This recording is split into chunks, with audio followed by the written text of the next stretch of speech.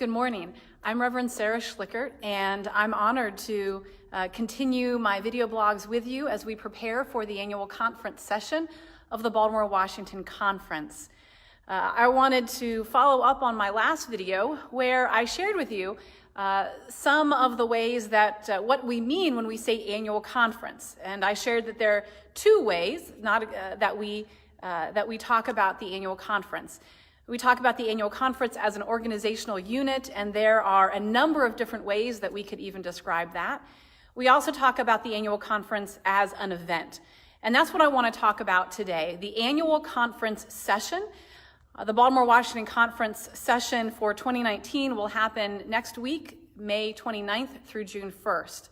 And as we're gathered, there are many things that we'll be doing, and yesterday, as I was gathered with some of our members from Calvary United Methodist Church in Waldorf, here where I serve as pastor, one of them said to me, "Pastor, what do you all do at annual conference?" And so I thought that I would just share a little bit today about what it is that we do at annual conference.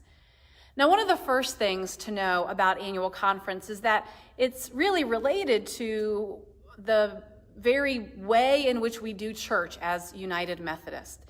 One of the distinctive characteristics of the United Methodist Church in its polity is kind of how we work, our structure, is our connectionalism. And that means that we are all connected to each other. Our local churches don't operate on their own. Our local churches work in ministry and in partnership with other local churches and with the denomination as a whole. And so as a connectional church, we build our church on the understanding of the importance of relationships between and amongst our congregations. You know that in 1 Corinthians 12, the Apostle Paul writes that we're all part of one body. And Paul's writing, speaking primarily about individual Christians and the way that each individual Christian is part of the larger whole as a faith community. And we think about that most clearly as how in our local churches, every single member, every single part of our faith community has an important role to play. Both there in 1 Corinthians 12 and elsewhere in his epistles, Paul writes about spiritual gifts and about how each person has an important part to play. We talk about the ministry of all believers and how we're all called to ministry by virtue of our baptism. In the annual conference and in our connection, we take that further to say, in a similar way to the way that each individual Christian has an important part to play that contributes in unique ways to the larger whole in our congregations, so too each congregation has a unique identity and part to play in the larger ministry that we share as United Methodist. And so if we're going to do this connected ministry, then we've got to figure out how to stay connected while we do that. And one of the ways that we do so is in our annual conference sessions. That's when clergy and lay people from each local church in an annual conference gather to do a variety of things. And today I want to focus on three types of things that we do at annual conference. These aren't exhaustive, but three types of things that we do at annual conference are we connect, we celebrate, and we discern. Those three things are related to each other, and many of the things we do hit several of those marks. But let's talk first about connection. If we're going to be in shared ministry together, we need to grow in fellowship and in relationship. You know that in your local church, that one of the most effective ways to get people involved in the ministry of the local church is to help them be deeply connected in relationship to other persons in the congregation. And in our annual conference, well, it's fun. We get to reconnect as clergy with colleagues, as lay people with other co-workers in our local congregations district and annual conference. We get to connect over meals, which is what we do as Methodists, right? We connect over meals. We also get to connect in the hallways and in fellowship as we're gathered throughout the duration of the annual conference. And so in many casual ways, annual conference is an opportunity for connection. You probably know that one of the most dangerous things to anybody, certainly, for example, to clergy, is to be living and working in isolation.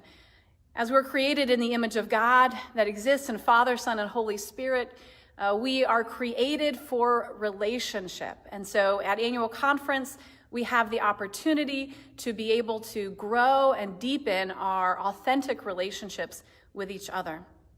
In more formal ways at annual conference, it becomes an opportunity for some smaller interest groups or caucuses to gather to connect and do some of their own work, some of their own connection and celebration and discernment. In the Baltimore-Washington Conference, we have groups such as Black Methodist for Church Renewal, Be Warm, MFSA, Wesley Nexus, which seeks to bridge the gap between the church and science, and the Wesley Covenant Association. We also have gatherings of alumni of our United Methodist seminaries who gather together, often over meals at annual conference, to reconnect and to share in their shared purposes and focus. So annual conference is an opportunity to connect. Annual conference is also an opportunity to celebrate. We do that most clearly through our worship services at annual conference. We begin our annual conference with opening worship on the first night every year. We also hold worship services to remember those clergy and lay members to annual conference who have passed away in the previous year. We worship throughout the session as we have praise and worship and preaching and teaching. And one of the highlights for me, and I know for many of annual conference, is our ordination service. This year, our ordination service is going to be on Friday, and that's when those persons who have come to be set apart for ministry as deacons and elders are ordained after having been elected and approved by the executive session, and I'll talk more about that, the executive session, in a future video. And we celebrate these persons who have given their life to God's service through the United Methodist Church.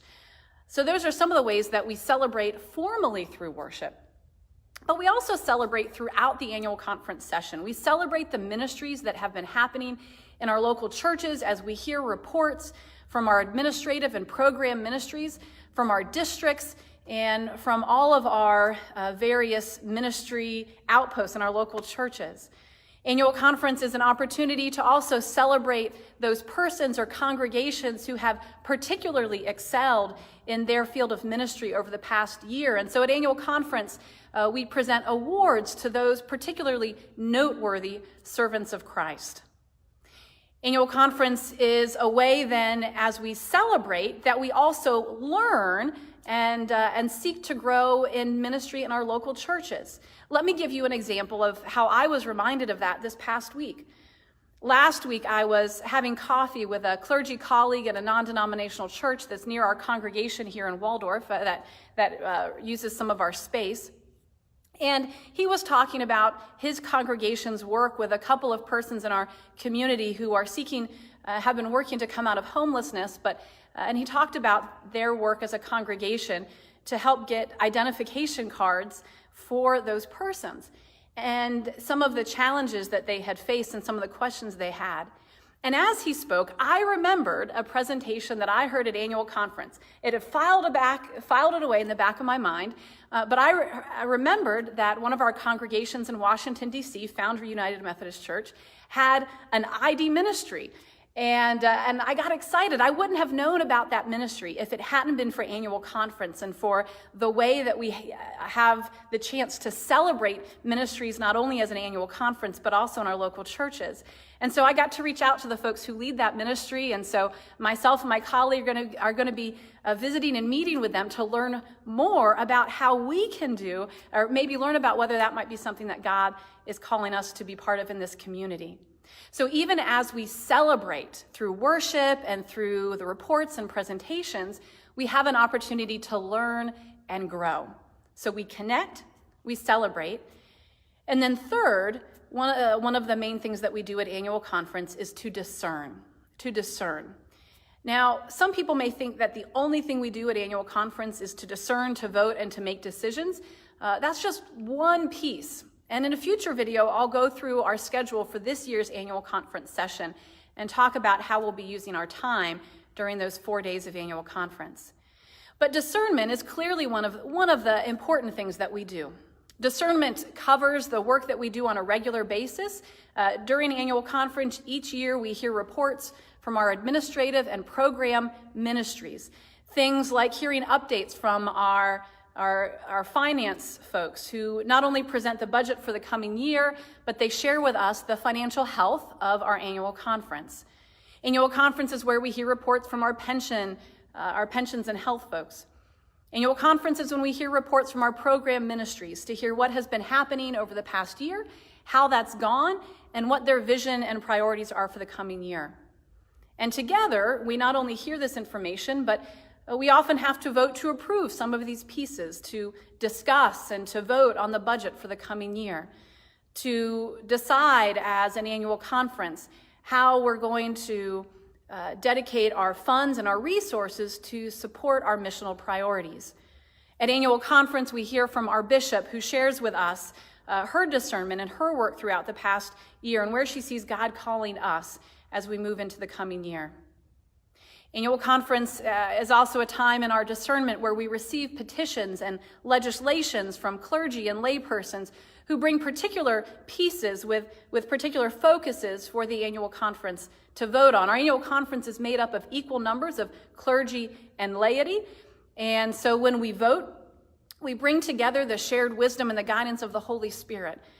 This year, some of the legislation that we'll be receiving in the Baltimore-Washington conference for consideration and discernment range from aspirational views and reactions to some of the work and some of the decisions of the General Conference, the Special General Conference in February of this year. We'll also be focusing on some of the work that we do together in our shared lives together as an annual conference, things about whether we want to pass a petition to require that that in annual conference gatherings that all communion stations should have gluten-free elements so that everybody can partake at every communion station. Or whether we want to make it one of our conference policies that we will provide nursing stations for clergy and lay members to annual conference within the bounds of the annual conference when it's gathered in session so that all persons can participate even as they care for our the youngest members of our family. So when we gather for discernment with those pieces, we use Robert's Rules of Orders mixed with our conference policies. We'll hear more about those rules as we prepare for and during our session. And so when we're gathered, people have the opportunity to come to the microphone to speak in favor or in opposition to those pieces of legislation, to offer amendments or to ask questions. And then as the body of the annual conference, we vote on whether to approve those petitions, those reports, those items that require a vote of the annual conference session. And then finally, one of the pieces that we discern as part of the annual conference, and this happens primarily in our executive session, like I said, that I'll talk more about in a future video, is we receive the report of the Board of Ordained Ministry that includes not only those to be licensed for ministry in the coming year, but also those persons who have been examined for provisional and full membership as deacons or elders, as clergy in the United Methodist Church. It is the annual conference, not the local church or the general church, that approve individual persons for that set-apart ministry. As I mentioned, we're all called to ministry by virtue of our baptism. But as a denomination, our understanding is that some persons are called for set-apart ministry as deacons, as they connect the church and the world, and as elders, as they lead the church in word, sacrament, service, and order. And so one of the things that happens in our executive session and then is celebrated by the entire body and then is made kind of finally effective and celebrated at the ordination service is the commissioning and ordination of those persons. So at annual conference, we do many things, but three of the primary things that we do: we connect, we celebrate, and we discern. And our confidence and our hope is that throughout all of this work, the Holy Spirit is guiding our shared ministry together. We believe that we are able to accomplish far more together than we could alone.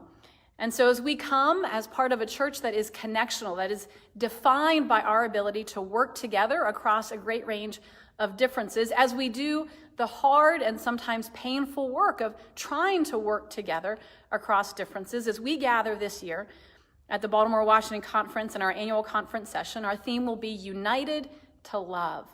And so both in what we do and how we do that work, may we indeed be united to love. May we push ourselves to more fully live into that goal and that vision. Thank you for joining me for this video. If you have any questions or if you want to share any more information, these videos are necessarily not exhaustive and move quickly through a great deal of information. Please feel free to include that in comments. If there are other questions you have or other topics that you would like us to cover, please, again, let me know directly or let us know in comments. And finally, the conference has a wonderful resource online on our annual conference page called Annual Conference Primer. And whether this is your first time coming to annual conference, whether you'll be following the happenings from home, or whether you just would like a refresher on what and how we operate at annual conference, I invite you to check out that Annual Conference Primer. It's linked off of the annual conference event page at bwcumc.org. You go to annual conference and the links will be on the right. Thank you, and I look forward to spending more time with you in the days and weeks ahead as we prepare for the 2019 annual conference session of the Baltimore-Washington Conference of the United Methodist Church.